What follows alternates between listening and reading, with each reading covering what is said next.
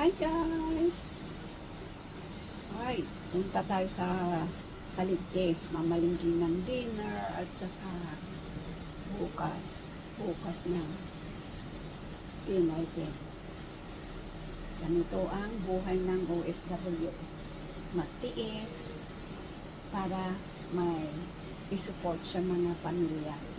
Kasi kung dyan ka din sa Pilipinas, okay din naman. Magtiyaga ka. Okay lang naman. Kaso, walang sahod na buo. Lalo pag wala kang pinag-aralan. Kahit naman may pinag-aralan ka dyan, pag wala kang baka, hindi ka basta-basta makapasok ng trabaho. Buti pa dito sa ibang bansa, kahit may kapangsanan, makatrabaho sa McDonald's, sa mga restaurant. Pero dyan sa Pilipinas, kahit lang magwalis ka dyan sa kalsada, kailangan professional ka, ganun. Pero dito, sa OFW, kahit wala kang pinag-aralan, basta kaya mo magtrabaho, tatanggapin ka. Yun ang maganda dito, kaya okay ang buhay nila. Yung taga-walis lang dyan sa baba namin, ano na siya, matandang-matanda na, kuba na siya. Parang naaawa din ako sa kanya, pero at least tinanggap mga government na magtrabaho kahit taga-walis lang sa mga dahon-dahon sa kalsada. Pero dyan sa Pilipinas, kahit taga-walis lang, kailangan professional ka, nakapag-aral ka. Kaya yun ang mahirap sa Pilipinas. Tapos dyan sa Pilipinas din, ay hirap talaga, wala akong masabi. Kahit man magbukid ka, wala ka naman maninit sa bukid kasi ang mahal lahat ng kailangan sa bukid.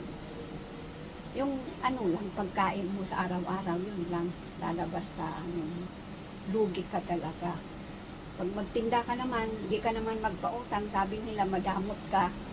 Ano ba talaga ang buhay dyan sa Pilipinas? Pero pag dito, at least katulong ka man, pero marangal naman na trabaho ang katulong, di ba guys? Lalo, kagaya ako, ilang taon ako dito, pero okay lang naman dahil mabait ang amo. Kahit minsan may stress, pero talagang ganyan, kahit nasa work ka, kahit professional ka, mayroon din naman time na may stress ka sa trabaho mo. Di ba guys? Kaya, tiis lang. Yung iba, parang nilalait nilang OFW lang kasi nagkukuskus lang sa inodoro. May nababasa ako dyan sa social media, pero sa akin kahit sabihin nila nakatulong ka lang, nagkukuskus ka na lang sa sa inodoro, wala akong problema kasi marangal na trabaho lang, matrabaho. Huwag ka lang gagawa ng masama para hindi ka ma-terminate, ganun lang yun. At saka huwag laging sumasagot sa amo para makapagtagal ka. Kasi kahit naman nasa right ka, right pa rin ang amo mo. Yan, lalo yung Chinese na.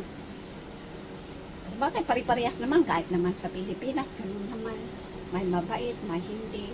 Ang lang, tiis lang ganun. Kaya ako, hindi ako pala sagot sa amo ko. Pero yung amo ko naman, di nagagalit. Bahala ako sa oras ko. Kaya nakapagtagal ako dito, mag-18 years na ako, malaki na mga alaga ko, kaya hayakay lang ang buhay.